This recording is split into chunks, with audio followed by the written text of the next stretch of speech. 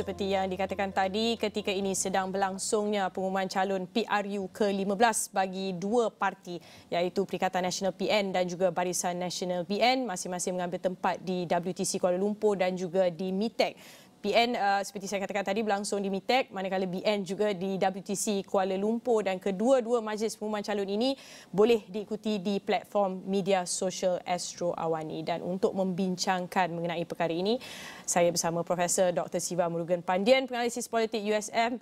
Prof, selamat malam. Terima kasih kerana sudi bersama segmen Sinar Awani pada malam ini. Prof, pertama sekali jangkaan Prof mengenai penamaan calon kedua-dua parti, iaitu BN dan PN malam ini, kerana pelbagai desas-desus kita dengarkan. Prof.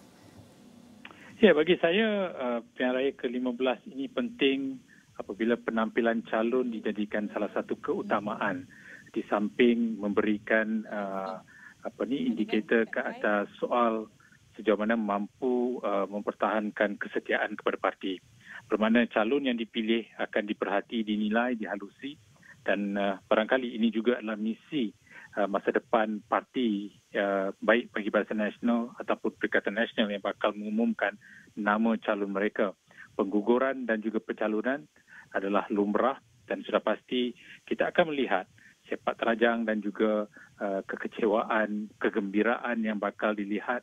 Dan sejauh manakah kesemua ini sebenarnya akan memberikan paparan kepada bakal keputusan yang mahu kita lihat di PRU ke-15. Apatah lagi Pakatan Harapan dan juga Gerakan Tanah Air juga telah menonjolkan calon masing-masing secara berperingkat.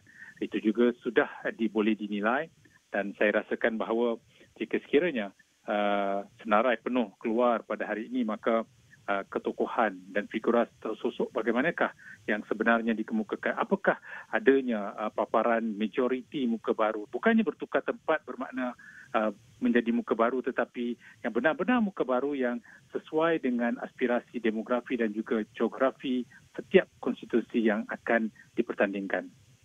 Sebelum saya bertanyakan Prof kepada soalan yang lain, pertama sekali kita bercakap mengenai bakat-bakat baru yang ada. Kita tahu pada ketika ini calon muda adalah antara yang, pengundi muda adalah antara yang menjadi tumpuan pada kali ini. Dan calon-calon muda itu harus diketengahkan. Adakah desas-desus beberapa nama besar yang digugurkan daripada senarai calon sedia ada ini berpaksikan di mana calon-calon muda harus diketengahkan?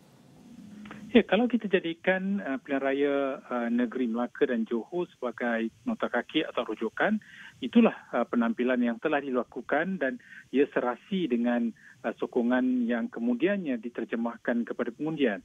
Sudah pasti parti harus bergerak ke hadapan, harus melihat kepada ekosistem politik, arenanya sudah berubah, gelanggangnya mahu melihat muka baru sebagai memberikan keyakinan dan kepercayaan untuk keluar daripada kelesuan politik, dan muka baru inilah yang saya rasakan boleh menjadi penyuntik ataupun pemangkin kepada perubahan dan juga kemahuan serta keperluan serta membaca mindset ataupun memeta pemikiran pengundi sebaik mungkin.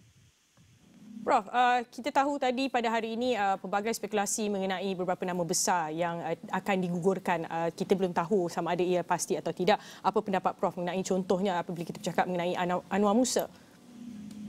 Ya, kalau kita perhatikan pengguguran itu sebagaimana yang saya katakan tadi lumrah. Sudah pasti perlu diberikan justifikasi yang bersesuaian supaya dapat meminggirkan soal sabotaj, cakating ataupun percakaran dalaman yang boleh menggugat ataupun menghakis sokongan yang boleh diperolehi oleh parti di kawasan yang dijangka menang.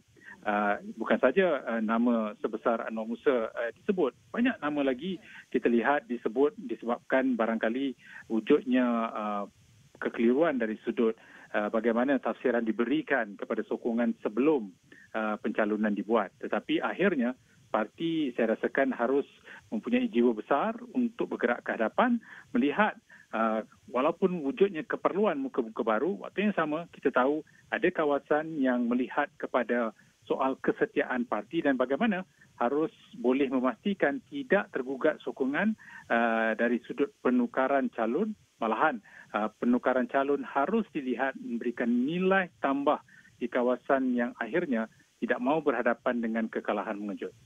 Prof, kita bercakap mengenai kelesuan politik. Kita sudah dengar frasa ini, kelesuan politik ini sudah saya kata boleh dikatakan daripada awal tahun, daripada tahun lepas dan sebagainya. Tetapi tidakkah wujudnya kebimbangan apabila kita meletakkan calon baru di stronghold ataupun kerusi-kerusi panas yang sudah mendapat sokongan yang besar ini, tidakkah ia riski orang kata? Ya, dalam pilihan raya selalunya strategi dan juga intervensi diutamakan sebagai soal pokok untuk meraih kemenangan, kerana dalam konteks politik tanah air yang dipentingkan adalah politik angka.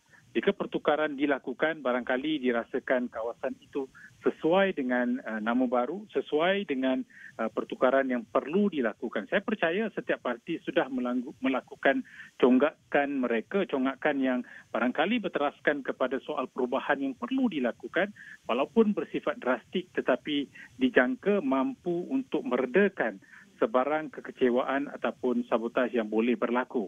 Dan bagi saya yang penting di sini, bila kita melihat berlakunya perubahan dari segi nilai kependudukan pengundi baru, itu juga harus diambil kira dengan penampilan muka-muka yang disesuaikan dengan kedudukan seperti itu. Maka dalam soal ini sudah pasti jentera parti harus kekal sepadu, dan di sinilah yang akan menguji kekuatan keampuhan jentera. Bagi saya, walau siapa calon sekalipun, jentera itu jika tidak lesu, jentera itu jika tidak melakukan sabotaj, jentera itu jika tidak melihat kepada perubahan tetapi melihat kepada keperluan kemenangan, barangkali calon itu boleh menang. Baiklah Prof, apapun kita nantikan pengumuman dua-dua parti besar ini pada malam ini. Terima kasih Prof. Itu dia tadi Profesor Dr. Siva Murugan Pandian, Penganalisis Politik USM yang bersama Sinar Awani membincangkan sedikit mengenai pengumuman calon-calon buat Barisan Nasional dan juga Perikatan Nasional. Dan itu membawa kepada soalan yang kami tanyakan kepada anda dalam platform Astro Awani sejak jam 12 tengah malam tadi. Kami juga telah bertanyakan kepada anda sama ada setuju atau tidak Parlimen dipenuhi dengan MP muka baru. Kami beri 3 pilihan jawapan dan ini keputusan yang diperolehi setakat jam 6 petang Selasa, iaitu daripada 1,950 responden yang mengikuti kaji selidik #Suara Malaysia ini, didapati majoriti setuju Parlimen penuh dengan MP muka baru dan sekitar 75% memilih ya, diikuti 17% tidak, manakala 8% lagi tidak peduli. Baiklah, itu dia tadi. Kami akan berehat seketika. Kita akan kembali semula selepas ini.